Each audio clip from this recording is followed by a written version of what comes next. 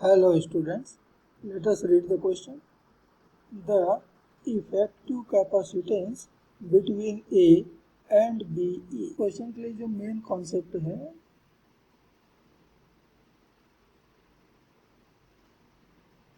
वो है principle of equipotential points.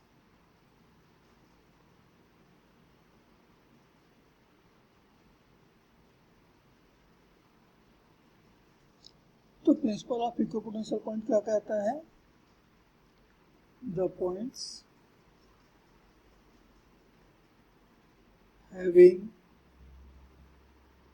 the same potential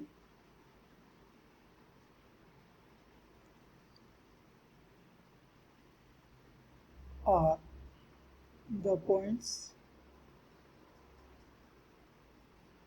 connected together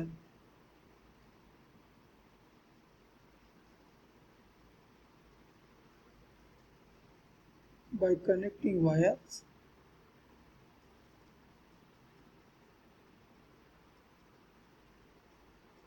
can be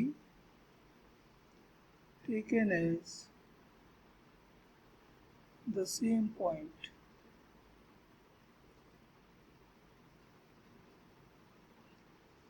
इसी को हम कहते हैं प्रिंसिपल ऑफ इक्विपोटेंशियल पॉइंट्स। एक सर्किट में ऐसे वे सभी पॉइंट जिनके पोटेंशियल सेम हो, या वो सारे पॉइंट जो आपस में कनेक्टिंग वायर से कनेक्टेड हों, हम उन्हें एक ही पॉइंट कंसीडर कर सकते। अब इस प्रिंसिपल का यूज हम कहाँ करते हैं? तो इस प्रिंसिपल का यूज हमको करना है ऐसे सर्किट में जहाँ कंडेंसर आपस में कैसे कनेक्टेड हैं ये देखने से क्लियर ना हो। जैसे कि इस सर्किट में कंडेंसर्स की कनेक्शन आपस में किस तरह की है ये क्लियर नहीं है। यहाँ पर 3 कंडेंसर कनेक्ट हैं, 1, 2 और ये 3।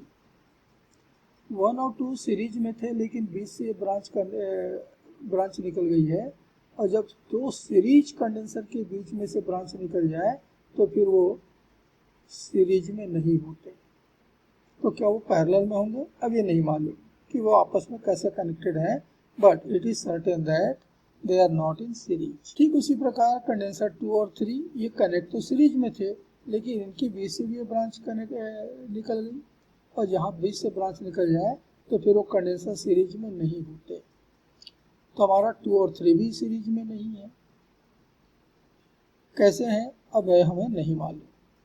तो जहाँ इस तरह की प्रॉब्लम हो कि कंडेंसर आपस में कैसे कनेक्टेड हैं, और इसी प्रिंसिपल को हम जो है वो रेजिस्टेंसेस के केस में भी अप्लाई करते हैं। तो कंडेंसर या रेजिस्टेंसेस किस तरह से आपस में कनेक्ट हैं, ये बाई ऑब्जर्वेशन यदि क्लियर ना हो रहा हो तो हम इस प्रिंसिपल जिसको कहते हैं principle of equipotential points apply करते हैं। तो देखिए ये पॉइंट आपका ए है, ये पॉइंट हमारा ए है, इससे डायरेक्ट कनेक्टिंग वायर से कनेक्ट हो रहा है ये वाला पॉइंट। तो ये भी हमारा पॉइंट ये हो गया, ये दोनों पॉइंट आपस में कनेक्टेड पॉइंट है, तो ये ए हो गया। ठीक उसी तरह से पॉइंट बी से सीधा वायर से कनेक्ट हो रहा है ये पॉइंट, और इसलिए ये भी पॉइंट मिल जाएगा आपको बी। तो इस सर्किट में कुल मिलाकर के 2 ही जंक्शन है, एक है ए और दूसरा है बी। ये 2 ही जंक्शन हमको यहाँ पर सर्किट में मिल रहे हैं। तो हम इस सर्किट को फिर से रीड्रॉ करेंगे between the points A and B. तो चलिए हम इसको इस तरह ड्रॉ करते हैं। तो इधर हमारा एक पॉइंट है ए और इधर ये दूसरा पॉइंट है बी। इस सर्किट में 2 ही जंक्शन है।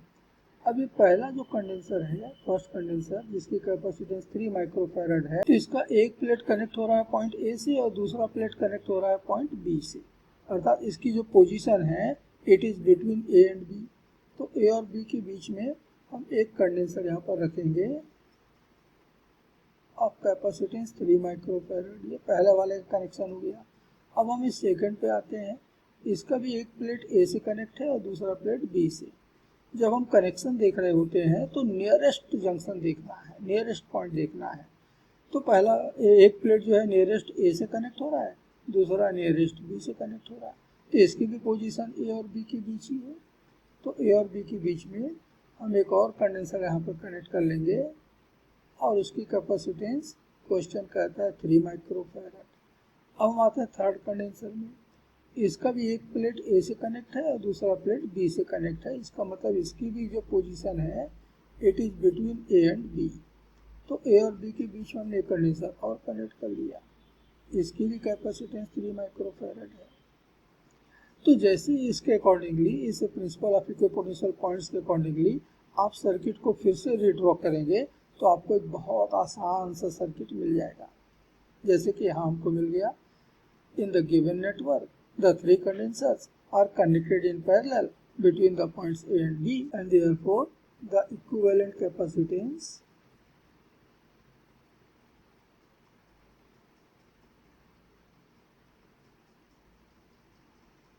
C बराबर होगा 3 + 3 + 3। जितने कंडेंसर पैरेलल में कनेक्ट होते हैं उनका इक्विवेलेंस इनके सम के बराबर होता है, अर्थात 9 माइक्रोफैराड। और यही इस क्वेश्चन का आंसर होगा। तब इसका करेक्ट आंसर है option A, the 9 microfarad. Hope you understood it well. Best of luck.